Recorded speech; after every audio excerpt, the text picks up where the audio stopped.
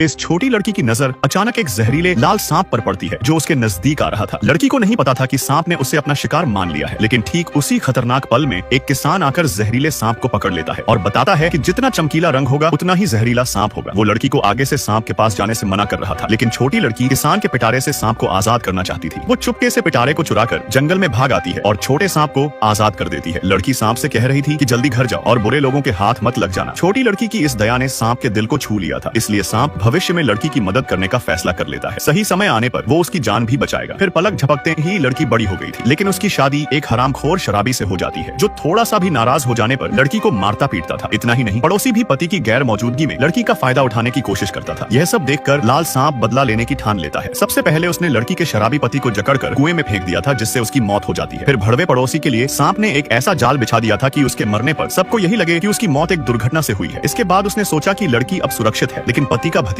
लड़की को दोषी ठहरा रहा था कि वो बेवफा है। उसने प्रेमी के साथ मिलकर चाचा को मारा था। सारे लोग मिलकर बेचारी लड़की को भला बुरा कह रहे थे। लड़की को समझ आया कि वो कमजोर है, इसलिए लोग उसका अपमान कर रहे थे, जबकि यह लोग दिखावे के लिए पूछताछ कर रहे थे। असल में इनका मकसद लड़की की संपत्ति को हड़पने का था। लड़की सबके सामने बहुत भोली और लाचार थी, इसलिए घर छोड़ने से पहले वो श्रृंगार करती है और मंदिर में जाकर मन्नत मांगती है कि उसका पति उसे जानवरों की तरह मारता था और पड़ोसी उसका फायदा उठाता था। वो प्रार्थना करती है कि भगवान इन दुष्टों को नर्क में सजा दे। सांप ने उसकी सारी इच्छाएं पूरी कर दी थी, पर उसके जीवन में अभी भी बहुत सी कठिनाइयां और दुख थे। लड़की सोचने लगी थी कि शायद पुरुष बनने से उसके हालात सुधर सकते हैं। तभी अचानक आसमान में काले बादल छा जाते हैं और लड़की एक लाश में बदल जाती है। फिर लाल चमकीला सांप उसके पास आता है और लड़की को अपनी खाल में लपेट लेता है। जब लड़की की आंखें खुली तो वो एक पुरुष बन चुकी थी। तभी उसके पीछे एक अजनबी आदमी मुस्कुराता हुआ आता है। लड़की को समझ नहीं आ रहा था कि यह सब कैसे हुआ। तभी आदमी का कहना था कि यह तुम्हारी ही तो इच्छा थी। एक पुरुष बनने की लड़की को लगा कि आदमी कोई देवता है, लेकिन वो देवता नहीं बल्कि जादुई सांप था। उसका रूप देख लड़की डरकर तुरंत बेहोश हो जाती है। आदमी उसे बताता है कि वो सालों से उसे पर नजर रख रहा था। वो बचपन का एहसान चुकाने के लिए लड़की को नया जीवन देता है। तभी लड़की घुटने टेक कर आदमी से विनती करती है कि अब उसका कोई भी नहीं है तो वो उसे अपने साथ रख ले।